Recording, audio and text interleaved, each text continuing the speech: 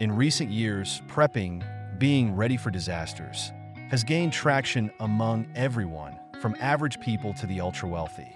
But you don't need luxury bunkers to be prepared. Here's how anyone can get started. First, assess the risks in your area, like natural disasters or economic disruptions.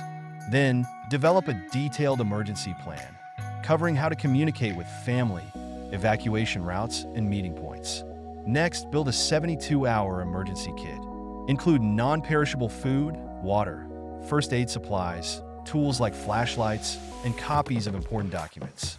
Learn essential survival skills like CPR, fire starting, and water purification to boost your confidence in a crisis.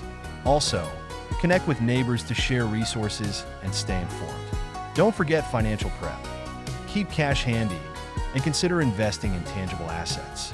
Finally, prioritize your health and stress management. Being physically and mentally ready is half the battle. Preparedness isn't about extravagance, it's about readiness.